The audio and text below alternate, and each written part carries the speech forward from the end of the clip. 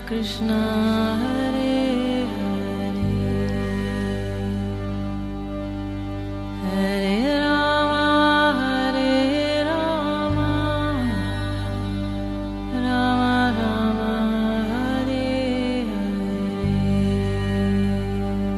नमस्कार, रेडियो मानव रचना 107.8 पर मैं हूं सरिता आपके साथ, और ये वक्त है प्रोग्राम आत्मदर्शन का, यानी कि बहुत कुछ जानने का अध्यात्म के विषय में।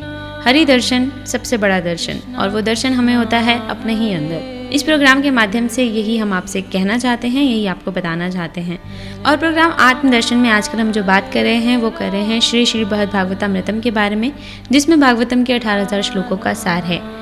पहले हमने एक उपाख्यान के बारे में जाना, जहाँ पर ये पता लगाया कि श्री कृष्ण की कृपा का सर्वश्रेष्ठ पात्र कौन है। तो इससे हमें पता चला कि उनकी सर्वश्रेष्ठ कृपा, उनका सबसे ज़्यादा प्रेम जो है वो उन गोपियों के साथ है, राधिका जी के साथ है, जो वहाँ उनके साथ वृंदावन में थी। और अब इस दूसरे उपाख्यान में हम जानने की कोशिश कर रहे हैं कि श्री कृष्ण की कृपा प्राप्त करने का सर्वश्रेष्ठ स्थान कौन सा है। और इसमें ये कहानी चल रही है एक गोप कुमार की, जहाँ पर वो तप लोक में हैं और वहाँ पर भी उनके मन को संतुष्टि नहीं मिल रही है, जहाँ पर इतने महान ऋषि मुनि हैं, फिर भी उनका मन, उनका ध्यान वहाँ नहीं लग रहा है। अब एक ऋषि के कहने पर कि खुद समाधि लगाओ, खुद ध्यान लगाओ, तभी आपको परमात्मा के दर्शन अपने ही अंदर होंगे, ये समझाने की कोशिश की जा रही है। और इस प्रोग्राम में हमेशा की तरह इस विषय में चर्चा करने के लिए हमारे साथ स्टूडियो में मौजूद हैं रागलेखा दासी जी, चरणाश्रित युगाचार्य श्री श्रीमद् भक्ति वेदांत नारायण गोस्वामी जी की शिष्या। मैम, आपका बहुत बहुत स्वागत है हमारे स्टूडियो में। हरे कृष्ण। रागलेखा दासी जी से जानते हैं इस कड़ी में आगे क्या हुआ। जी पिपलायन ऋषि अब गोप कुमार को समझा रहे हैं कि हे गोप कुमार, तुम समाधि लगाओ और मन में ध्यान करो भगवान का। तुम इधर उधर क्या भटक रहे हो? तुम अपनी चक्षु के द्वारा भगवान को देखना चाहते हो, वो तो संभव नहीं है। तो अब पिपलायन ऋषि आगे उनको और चर्चा बढ़ा रहे हैं, उनको ज्ञान दे रहे हैं कि क्या क्या होता है, ध्यान के लाभ क्या क्या हैं। तो बता रहे हैं कि श्रीमद् भागवतम में जैसा कि चतुर्थ स्कंद में कहा गया है, सत्वम विशुद्धम वसुदेव शब्दितम, अर्थात विशुद्ध सत्व को ही वसुदेव शब्द से जाना जाता है, क्योंकि निर्मल विशुद्ध चित्त में ही परम पुरुष वसुदेव प्रकाश पाते हैं। अन्य पदार्थों में स्फुरण रूप मल के दूर होने पर जब चित्त अत्यंत शोधित हो जाता है, तब उस चित्त में वसुदेव की स्फूर्ति होती है, वासुदेव की।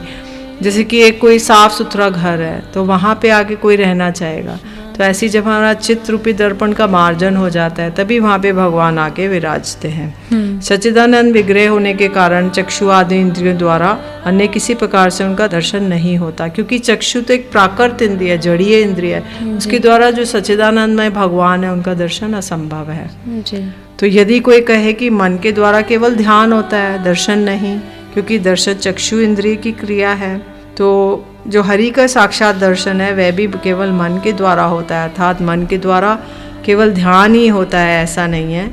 नेत्रों के द्वारा हरि के साक्षात दर्शन की बात जो सुनी जाती है वे केवल मन के द्वारा ही होती है, यही निश्चित सिद्धांत है। तो यदि हम नेत्रों के द्वारा देखें लेकिन मन उसके साथ नहीं है, तो हमें दर्शन नहीं होगा। और यदि मन और नेत्र एक साथ हैं, तब जाके हमें दर्शन होगा। यदि हम कहीं देख रहे हैं, मन कहीं और है, तो हम देखते हुए भी उसको कुछ नहीं देख पाएंगे। जी बिल्कुल। मन में सुख होने से समस्त इंद्रियों में स्वतः ही सुख होता है, और समस्त इंद्रियों का सुख ही मन के सुख के अंतर्भूत है।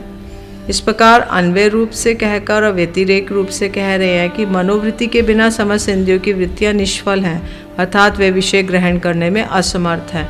इसका उदाहरण देते हैं, एक बार एक बाण बनाने वाला था, वो अपना बाण पहना कर रहा था, तो वो बिल्कुल उसमें एकाग्र चित्त के बाण को पहना कर रहा था। अच्छा। तो नोक बना रहा था, तो वो इतना एकाग्र था कि वहाँ से एक बारात चली गई, ढोल ढम ढम ढम ढम, खूब बाजे बाजे सब चले गए।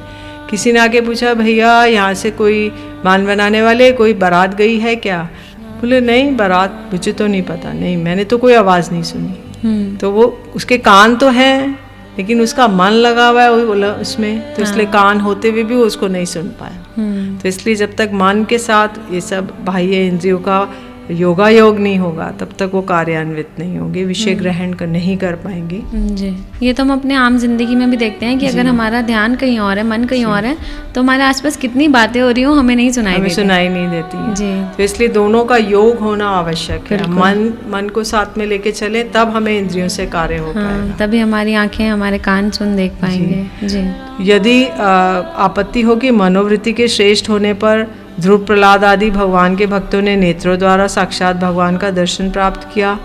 ये बातें क्यों प्रसिद्ध हैं? तो बोलते हैं ध्रुव प्रहलाद ने किसी भाग्यवान भक्तों को नेत्रों को सफल बनाने के लिए स्नेहपूर्वक साक्षात उसके चक्षु द्वारा दर्शन के योग्य होते हैं, किंतु वह दर्शन भी ज्ञान रूपी दृष्टि द्वारा ही संगठित होता है, चक्षु द्वारा नहीं। जी। भगवान के दर्शन का आनंद मन में ही प्राप्त होता है, क्योंकि मन ही उस आनंद को ग्रहण करने का अनुरूप महापात्र है।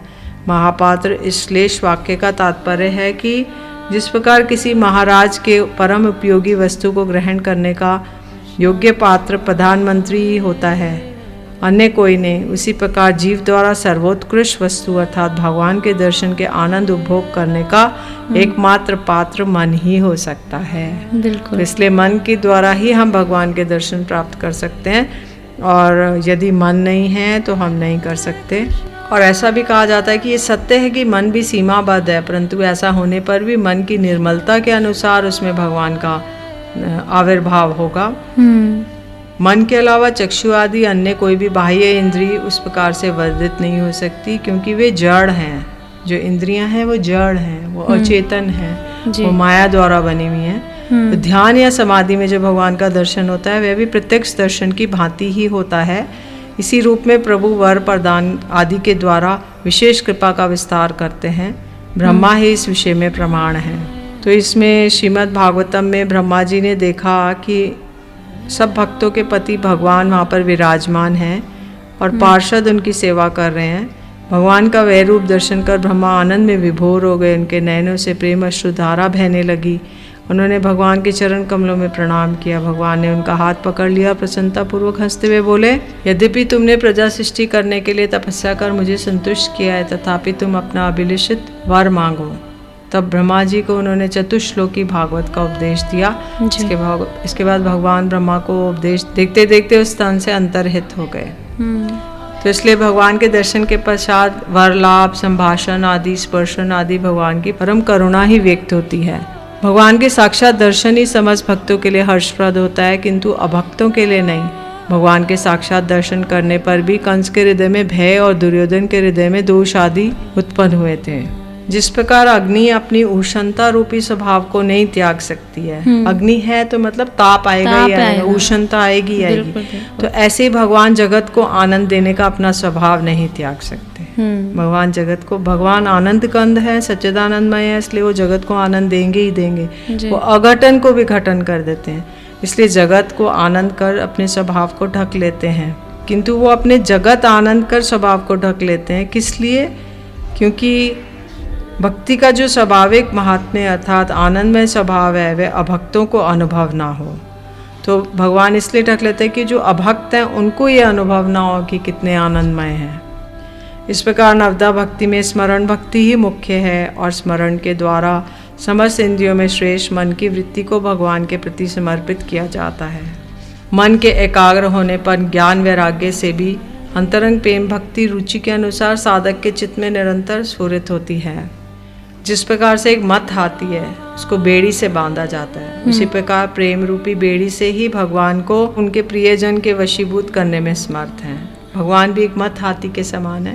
उनकी जो प्रेमी जन है उनको अपने प्रेम के रज्जू द्वारा बांध लेते हैं, भक्ति के द्वारा बांध लेते हैं जी। और भगवान के अनुग्रह द्वारा ये प्रेम प्राप्त होता है, पुरुष की अपनी चेष्टा द्वारा प्राप्त नहीं किया जाता। इसलिए भक्तजन उस प्रेम को अद्वितीय महानिधि मानते हैं। ईश्वर की कृपा होगी तभी हमारी भक्ति रंग लाएगी, तभी हमें उनकी कृपा प्राप्त होगी जी। तो अब पिपलायन ऋषि कह रहे हैं, हे गोप कुमार, तुम मन को एकाग्र करना दुष्कर समझते हो और अपने नेत्रों को सफल करने के लिए भगवान को साक्षात दर्शन ही करना चाहते हो, तब तुम भारतवर्ष में जाओ और वहाँ पे गंधमादन पर्वत पर इस लोक के अधीश्वर नर नारायण का दर्शन करो। तो पिपलायन ऋषि ने कहा कि तुम भारतवर्ष में जाओ और वहाँ पे बद्री नारायण में वहाँ पे नर नारायण का दर्शन करो जी। यदि कोई कहे कि भगवान के बिना उनके विरह में किस लिए यहाँ पर रह रहे हो, तथा ये भक्तवत्सल भगवान भी आप लोगों को परित्याग कर किस लिए वहाँ पर चले गए? हम तो समाधि बल द्वारा सर्वदा इन भगवान को अंतर बाहर दर्शन करते हैं। अब पिपलायन ऋषि कह रहे हैं कि हम तो समाधि बल से उनको अंदर बाहर दर्शन करते हैं, हम लोग को विरधों का अनुभव नहीं होता है। क्योंकि वो सदैव सोचते वो हमारे साथ हैं। लेकिन गोप कुमार को तो विरह हो रहा है। क्योंकि वो अभी तक समझ नहीं पाए हैं उनको। जी। तो अब वो कह रहे हैं नर नारायण के दर्शन करो, वहाँ पे तुम्हें धनुर्विद्या में जो गुरु रूप में अर्जुन मिलेंगे और ब्रह्मचारी वेश में जटा धारण कर वे महान तपस्या करने नारायण। जी। नर नारायण। गोप कुमार ने कहा, हे ब्राह्मण, मेरे द्वारा उस गंधमादन पर्वत पर जाने के लिए उद्यत होने पर सनक आदि 4 ऋषियों ने मेरी चित्त चंचलता को जानकर कहा, हे गोप कुमार, तुम इसी स्थान पर भगवान का दर्शन करो। यह कहकर उन्होंने भगवान की अनेक मूर्तियों का उन्हें दर्शन कराया। 4 ऋषि कुमारों के मुख्य सनक ने नारायण रूप और किसी ने विष्णु रूप, किसी ने यज्ञेश्वर रूप और किसी ने नरसिंह आदि नाना प्रकार के भगवान के स्वरूपों को प्रकट किया। जी। रेडियो मानव रचना 107.8 में प्रोग्राम आत्मदर्शन में जान रहे हैं बहुत कुछ उस नर नारायण के विषय में, उस भगवान के विषय में। यहाँ पर गोप कुमार जो हैं बहुत ही विचलित हैं, उन्हें समझ नहीं आ रहा है कि किस तरह से वो भगवान का दर्शन करें। उन्हें लगता है कि इन नेत्रों से, इन चक्षुओं से उस भगवान का दर्शन किया जा सकता है, लेकिन पिपलाइन ऋषि उन्हें बार बार यही समझाना चाहते हैं कि उस प्रभु का दर्शन अपने ही अंदर होता है। अपने मन को साफ करो, आपको भगवान स्वतः ही मिल जाएंगे। जारी रखेंगे इस गोप कुमार की कहानी को, लेकिन एक छोटे से म्यूजिकल ब्रेक के बाद सुनते हैं एक प्यारा सा भजन, फिर लौट कर आते हैं। आप जुड़े रहिए रेडियो मानव रचना 107.8 FM के साथ प्रोग्राम आत्मदर्शन में। Feel good, feel live. Krishna Govind Govind Gopala, Krishna Govind Govind Gopala, Krishna Govind Govind Gopala,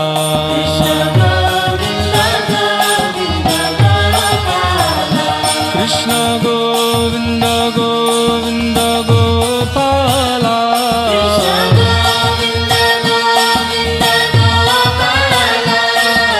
Govind Govind Gopala,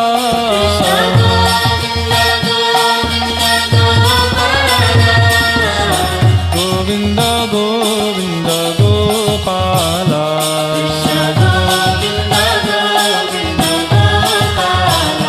Krishna Govind Govind Gopala,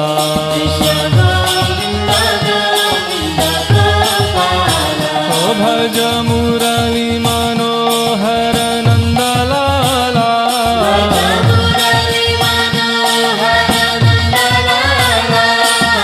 Murli Manohar Nandlala,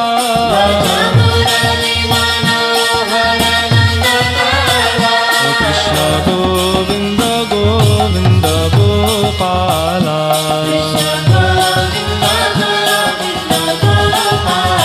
ओ कृष्ण गोविंद गोविंद गोपाला,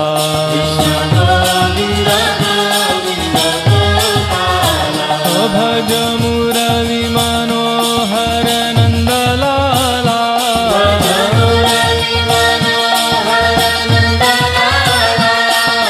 मुरली मनोहर नंदलाला,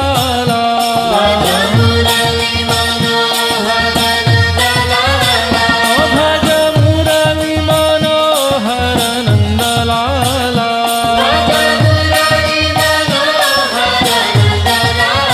ओ भज मुरली मनोहर नंदलाला,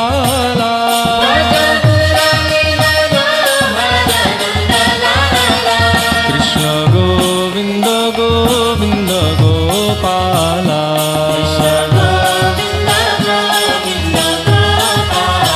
ओ कृष्ण गोविंद गोविंद गोपाला,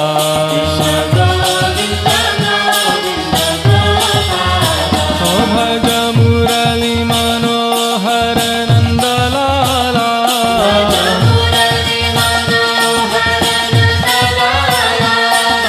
मुरली मनोहर नंदलाला,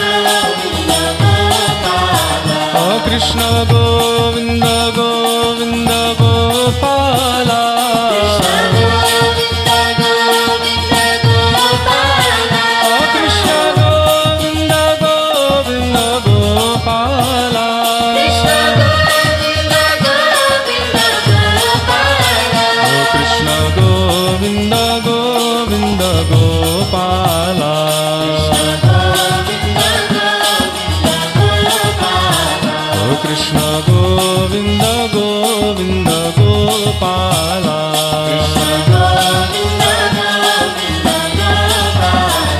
भज मुरली मनोहर नन्दलाला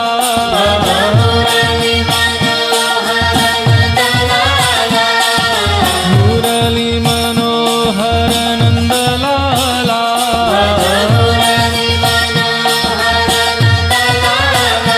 भज मुरली मनोहर नन्दलाला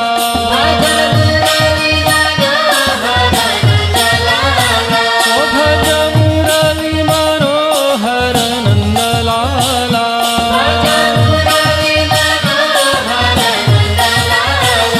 कृष्ण गोविन्द गोविन्द गोपाला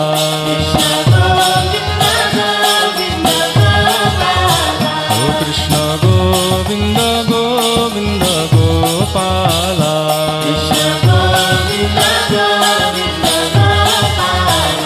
भज राधे गोविन्द भज राधे गोविन्द राधे गोविन्द भज राधे गोविन्द राधे गोविन्द भज राधे गोविन्द राधे गोविन्द भज राधे गोविन्द राधे राधे राधे राधे राधे गोविन्द राधे राधे राधे राधे राधे गोविन्द राधे राधे राधे राधे राधे गोविन्द राधे राधे राधे राधे राधे गोविन्द भज राधे गोविन्द भज राधे गोविन्द राधे गोविन्द भज राधे गोविन्द राधे गोविन्द भज राधे गोविन्द राधे गोविन्द भज राधे गोविन्द राधे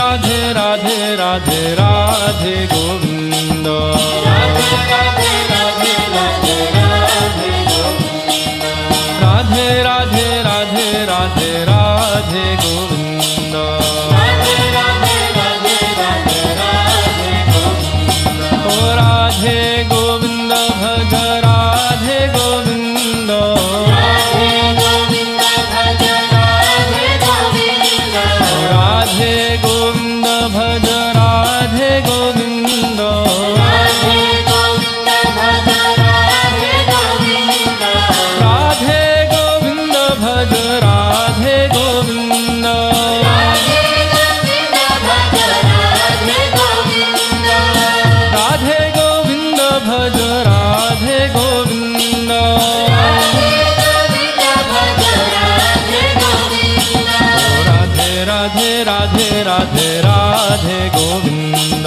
राधे राधे राधे राधे राधे गोविन्द राधे राधे राधे राधे राधे गोविन्द राधे राधे राधे राधे राधे गोविन्द बोलो हरे Krishna Krishna Krishna Hare Hare Hare Krishna Krishna Krishna Hare Hare Hare Ram Ram Ram Hare Hare Hare Ram Ram Ram Hare Hare Hare Krishna,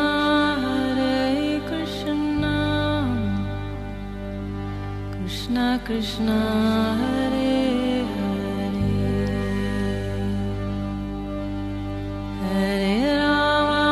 Hare Rama, Rama Rama, Hare Hare। स्वागत है आप सभी का एक बार फिर रेडियो मानव वैष्णव 107.8 पर। मैं हूं सरिता, आपके साथ प्रोग्राम चल रहा है आत्मदर्शन, जहां बात हो रही है श्री श्री भागवतामृतम के दूसरे उपाख्यान के विषय में, जहां पर श्री कृष्ण की उस परमात्मा की कृपा का सर्वश्रेष्ठ स्थान ढूंढा जा रहा है, साधन और साध्य ढूंढे जा रहे हैं। इसमें पिपलायन ऋषि जो हैं वो समझा रहे हैं उस गोप कुमार को कि अगर उन्हें यहाँ पर भी नहीं अच्छा लग रहा है, वो यहाँ पर भी तृप्त नहीं हो रहे हैं, इस तपलोक में भी स्वयं को तृप्त नहीं मान रहे हैं, तो उन्हें बद्री नारायण जाना चाहिए। वहाँ पर उन्हें नर नारायण के दर्शन होंगे। जानते हैं इस कड़ी में आगे क्या हुआ रागले का दासी जी से। जी तो तो सरिता जी, उन्होंने चारों ऋषियों ने उनको वहीं पे भगवान के दर्शन कराए। एक ने विष्णु रूप के, एक ने नारायण रूप के, एक ने योगेश्वर रूप के, एक ने नरसिंह रूप के जी प्रकट किया। इस अद्भुत दृश्य को देखकर गोप कुमार भय से कांपने लगे और हाथ जोड़कर प्रणाम करते हुए कहने लगे, हे दीनवत्सल, मैंने बहुत अपराध किया, आप क्षमा कीजिए। तब सनक आदि ने उनके मस्तक को स्पर्श किया और उनके स्पर्श के प्रभाव से वे भी समाधिस्थ हो गए। तब उन्होंने समाधि में पहले देखी हुई विष्णु की समस्त मूर्तियों का साक्षात दर्शन करने लगे। उसके पश्चात समाधि भंग होने पर ध्यान के आवेश के कारण उन समस्त मूर्तियों को प्रत्यक्ष की भांति दर्शन करने लगे। तो पहले वो अंदर भी दर्शन कर रहे हैं, जब ध्यान भंग हुआ तो बाहर भी दर्शन कर रहे हैं। इसके द्वारा उनका मन शांत हो जाने के कारण भगवान के रूप दर्शन में और जप की परिपक्वता से उन्हें स्वतः ही आनंद होने लगा। किंतु जब वे मंत्र जप करते तो वृंदावन की माधुरी का विच्छेद शोक उनके हृदय में उदित होकर उन्हें व्याकुल कर देता। अभी वो जप करते हैं तो फिर से वृंदावन का स्मरण होता है, वृंदावन को नहीं भूल पा रहे हैं वो। तो वो जितना भी वो दर्शन कर रहे हैं अलग अलग लोकों में, अलग अलग भगवान के स्वरूपों का, किंतु वृंदावन का उनको फिर से विच्छेद होता था। समाधि दशा में चित्तवृत्ति के लय होने के कारण उनके जप में बाधा और भगवान के अनिवर्चनीय रूप दर्शन में विघ्न उपस्थित होने लगा। इसलिए वो विलाप करते थे और जगन्नाथ के दर्शन के लिए नीलांचल जाने की इच्छा करने पर वहाँ उपस्थित महर्षियों ने मधुर वचनों से सांत्वना देकर उनकी अशांति का कारण पूछा। तब उन्होंने शोकपूर्वक उनसे अपनी दशा का वर्णन किया, जिसे सुनकर उन्होंने उनकी बड़ी प्रशंसा की, किंतु उनके प्रशंसा मूलक वचनों को वह समझ नहीं सके, अपितु वही उनके दुख का कारण हुए। फिर अभ्यास के बल पर उन्होंने भीतर और बाहर प्रत्यक्ष की भांति उन जगदीश्वर का पहले दर्शन किए गए रूपों में दर्शन करते। कभी कभी वो देखते कि सनक आदि ने भगवान की मूर्ति का ध्यान करते करते भगवान के समान ही रूप प्राप्त कर लिया है। उनकी ऐसी ध्यान निष्ठा और उनके प्रभाव से उदित तन्मयता के देखकर वे अत्यंत आनंदित होते। तो देखते कि वो स्वयं ही भगवान जैसे हो गए हैं सनक आदि। अब जिस समय सनक आदि उन्हें भगवान के रूप में नहीं दिखते, उस समय उनके दर्शन की आशा से उनके चित्त में दुख नहीं होता था। इस प्रकार उन्होंने बहुत दिन तक वहाँ पे सुखपूर्वक वास किया जी, क्योंकि अब उन्हीं ऋषियों में उन्हें भगवान के दर्शन होने लगे थे और उन्हें देखकर उन्हें परम आनंद होता था जी। और एक समय हंस पर बैठकर पुष्कर द्वीप से अपने भक्तों पर कृपावशतः दर्शन देने के लिए जाते समय चतुर्मुख ब्रह्मा तपोलोक में आए। हंस पे बैठ के 4 मुखों वाले ब्रह्मा जी आए जी। तो परम ऐश्वर्य संपन्न उन वृद्ध ब्रह्मा जी को वहाँ उपस्थित देखकर सनक आदि मुनियों ने संभ्रम के साथ उन्हें प्रणाम कर भक्ति पूर्वक उनकी पूजा की। तो वो उत्तरोत्तर हर एक लोक में देख रहे हैं, कोई आता है उनकी पूजा होती है तो गोप कुमार विचलित हो जाते हैं कि इनकी पूजा क्यों कर रहे हैं। तो अब उन्होंने ब्रह्मा जी ने बार बार आशीर्वाद प्रदान किया और स्नेहपूर्वक सनक आदि कुमारों का मस्तक आग्रहण किया, क्योंकि उनके वो पिता हैं सनक आदि के। तो उन्होंने उनका मस्तक आग्रहण मतलब मस्तक को सूंघा और भगवत भक्ति के रहस्य का कुछ उपदेश देकर वे शीघ्र ही पुष्कर द्वीप की ओर चले गए। उसके बाद उन्होंने सनक आदि से उनके संबंध में जानने के लिए कुछ पूछा। तो उन्होंने हंसते हंसते कहा, हे गोप बालक, तुम यहाँ पर इतने दिनों से वास करे और परम प्रसिद्ध इन ब्रह्मा जी के तत्व को नहीं जानते हो? क्योंकि गोप कुमार तो जानते नहीं थे ब्रह्मा जी कौन है। तो बोलते तुम नहीं जानते हो, इनका नाम ब्रह्मा है और ये प्रजापतियों के भी पति हैं, ये हमारे पिता हैं, ये स्वयंभू हैं और इनके पिता नहीं हैं, ये परमेष्टि हैं, विष्णु सृष्टा हैं, विश्वपालक हैं, वेद वाणी के प्रचार और धर्म आदि की शिक्षा देते हैं। तो भृगु आदि प्रजापतियों के भी पति और पालन करता है, भृगु आदि के भी पिता हैं, भृगु आदि सनक आदि के भाई हैं और ये स्वयंभू हैं, क्योंकि वे स्वयं ही भगवान के नाभि कमल से आविर्भूत हुए थे। तो अपने आप प्रकट हुए थे, कोई इनका जन्म नहीं हुआ किसी माता के घर से। और परमेष्टि हैं अर्थात सर्वश्रेष्ठ पदाधिकारी हैं, मतलब सबसे हाईएस्ट पोस्ट है इनकी। सृष्टि का जो क्रिएटर है वो क्रिएटर है और सबसे ऊंचे लोग सत्य लोक में रह रहे हैं। इनका वासस्थान सत्य लोक में है और ये लोग ब्रह्मांड के सबसे ऊपर विराजमान है। 100 जन्मों में शुद्ध रूप से स्वधर्म का आचरण करके वे सत्यलोक प्राप्त होता है। कोई 100 जन्म तक अगर पूरा स्वधर्म का पालन करे, मतलब जो 4 वर्ण 4 आश्रम है, क्षत्रिय ब्राह्मण वैश्य शूद्र ब्रह्मचारी गृहस्थ वानप्रस्थ और सन्यास, इन 4 वर्णों 4 आश्रम का 100 जन्म तक पालन करें, तब जाके उसको ब्रह्मा जी के पोस्ट की प्राप्ति होगी। पर ये बहुत कठिन है, तो इसलिए कभी कोई ऐसा योग्य पात्र नहीं मिलता, तो भगवान ही स्वयं ब्रह्मा जी बन के आ जाते हैं, जो कि ईश्वर कोटि ब्रह्मा कहलाते हैं। एक हैं जीव कोटि ब्रह्मा और एक है ईश्वर कोटि ब्रह्मा। अच्छा। उस सत्यलोक में जो बैकुंठ लोक है वहाँ सहर्ष शीशा नामक महापुरुष जगदीश्वर सर्वदा विराजमान रहते हैं। अब सनक आदि सुना रहे हैं कि देखो ये ब्रह्मा जी के लोक में एक बैकुंठ लोक है, एक स्थान है, वहाँ पे सदैव जगदीश्वर रहते हैं। श्रुति में सुना जाता है वेदों में कि ब्रह्मा जी उन महापुरुष के पुत्र के समान है, इसलिए उन दोनों में कोई भेद नहीं है। ब्रह्मा जी लीलावशतः इन दो मूर्तियों में प्रकाशित हो रहे हैं, यही हमारा निश्चित सिद्धांत है जी। तब गोप कुमार को फिर कह रहे हैं सनक आदि कुमार कि हमने ऐसा सुनकर उन्होंने सत्यलोक में उस महापुरुष के दर्शन करने का निश्चय किया और अंत समाधि में निविष्ट होकर मंत्र जप करने लगे। अब गोप कुमार को लोभ हो गया कि मुझे उस सत्यलोक में जाना है जहाँ पे वो जगदीश्वर है, जहाँ पर ब्रह्मा जी रहते हैं और जगदीश्वर है, सदैव रहते हैं जी। तो उन्होंने जब मंत्र जप किया तो जब उसके बाद कुछ मुहूर्त बाद नेत्र खोले तो देखा वो सत्यलोक में पहुँच गए और जगदीश्वर के भी दर्शन हो रहे हैं। अच्छा। तो अब उन्होंने देखा कि उन जगदीश्वर का अत्यंत विराट विग्रह है जो हजारों भुजाओं, हजारों मस्तक और चरणों से सुशोभित है। उनकी कांति नील मेघ के समान है और विविध प्रकार के अलंकारों से विभूषित हैं और तेज के निधि स्वरूप हैं। और उनकी नाभि में प्रफुल्ल कमल विराजमान है और विशेष नाग पे शैया करते हुए सबके नेत्रों और मन को आनंद प्रदान कर रहे हैं। उन्होंने देखा रमा देवी उनके चरणों की सेवा कर रही हैं, गरुड़ हाथ जोते खड़े हैं। रमा देवी मतलब लक्ष्मी जी उस हमेशा चरण चापन करती रहती हैं, गरुड़ जी हाथ जोड़ के खड़े हैं। जगदीश्वर उनके गरुड़ के प्रति कृपा दृष्टिपात कर रहे हैं। अत्यधिक वैभव से युक्त होकर ब्रह्मा जी उनका पूजन कर रहे हैं और जगदीश्वर नाना प्रकार से उनका लालन कर रहे हैं। नारद जी नित्य गीत द्वारा प्रेमा भक्ति प्रकाश कर रहे हैं और जगदीश्वर भी उनके द्वारा की गई सेवा से चित्त को निमग्न किए हुए हैं। जगदीश्वर कमल आसन ब्रह्मा के लिए अत्यंत रहस्यपूर्ण गूढ़ अर्थ को प्रकट कर वेदों में परम गोपनीय सार अर्थात अपनी भक्ति मार्ग का उपदेश धीरे धीरे कह रहे हैं। तो जो जगदीश्वर हैं वो ब्रह्मा जी को भक्ति का उपदेश दे रहे हैं जी। और उन्होंने अपनी अंग कांति द्वारा अपने निवास स्थान को प्रकाशित कर उसमें विराज रहे हैं। उनकी अंग कांति से ही सारा उनका स्थान आलोकित था। तो उसके बाद चतुर्मुख ब्रह्मा उस भक्ति तत्व को श्रवण कर परम आनंद रूप संपत्ति प्राप्त कर विवल हो गए और धीमे स्वर से जगदीश्वर के वचनामृत को अनुमोदन कर पुनः पुनः उन्हें दंडवत प्रणाम करने लगे। ये सब देखकर गोप कुमार आनंद वशतः मूर्छित होकर गिर पड़े। ऐसा देखकर लक्ष्मी जी उनके निकट आकर बहुत प्रकार से लालन पालन करके उनको चेतन कराया और फिर उन्होंने अपने बालक के समान स्नेह पूर्वक अपने पति भगवान के समीप ले गई। गोप कुमार जी भी मूर्छित हो गए उनका ये रूप देखकर लालन पालन कर रही हैं। तो उन्होंने अपने हाथों से उनके जल छिड़का और शीतल हस्त स्पर्श किया। उसके बाद उन्होंने बार बार भगवान का दर्शन और उनको प्रणाम करते हुए मन ही मन कहा, हे मन, अब तुमने अपने अभिष्ट की अंतिम सीमा को प्राप्त कर लिया, इसलिए अब स्थिर होकर आनंद का उपभोग करो। अब वो सोच रहे हैं अब मेरा शायद अंतिम सीमा, अब मुझे सदैव यहाँ पे ये वाले दर्शन प्राप्त हो गए, अब शायद मैंने सब कुछ प्राप्त कर लिया, यहीं पे रहो मन, ऐसा वो समझा रहे अपने मन को जी। अब इस सत्य लोक में भी शोक भय दुख आदि का लेश मात्र भी नहीं है और परम पद आनंद से परिपूर्ण श्रेष्ठतम स्थान होने के कारण जगत में सभी इस सत्यलोक की पूजा करते हैं। हे मन, तुम स्वयं लक्ष्मी देवी का स्नेह साक्षात रूप से अनुभव किया है, अब प्रभु को भी साक्षात अनुभव करो। ब्रजभूमि के लिए अब शोक मत करो, यहाँ स्थिर होकर वास करो और अन्यत्र जाने की इच्छा का त्याग भी कर दो। जी।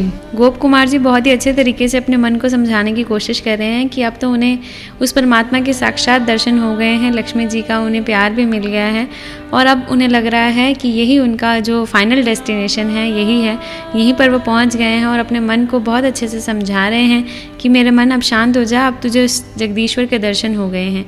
क्या गोप कुमार की ये अंतिम सीढ़ी है जहाँ पर वो पहुँचे हैं, या इसके आगे भी उन्होंने बहुत कुछ देखना है, जानेंगे लेकिन अपने अगले एपिसोड में, क्योंकि वक्त हो चला है हमारे यहाँ से जाने का।